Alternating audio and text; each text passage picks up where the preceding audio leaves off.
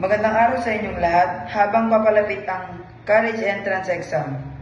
Maraming estudyante ang nakakaramdam ng kaba, pressure at pag-aalala, pero tandaan natin na ang tamang paghahanda ay malaking tulong para magkaroon ng kumpiyansa at magandang resulta.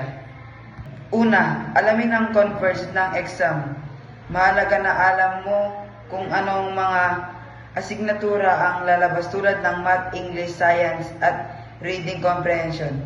Kapag malinaw sa iyo ang converge, mas magiging organisado ang iyong review.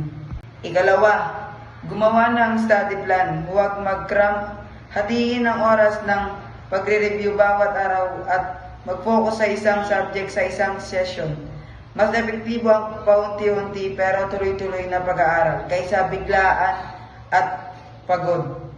Ikatlo, mag-practice test. Ang pagsagot sa mga sample exam ay nakatutulong para masanay ka sa uri ng tanong at sa oras na ibinibigay. Dahil dito mas natututo ka mag-manage ng oras at mas nababawasan ang kaba sa mismong exam day. Ikaapat, alagaan ng katawan at isipan.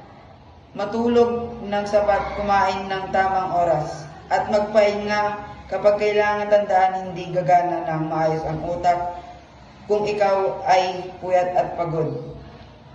At panguli, maniwala sa sarili. Normal lang ang kalaban, pero huwag hayaan na matalo ka ng takot.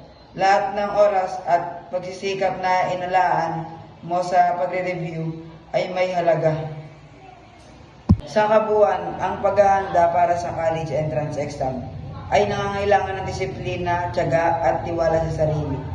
Kapag handa ka, physical, mental at emotional, mas malaki ang tsansang magtagumpay ka. Maraming salamat.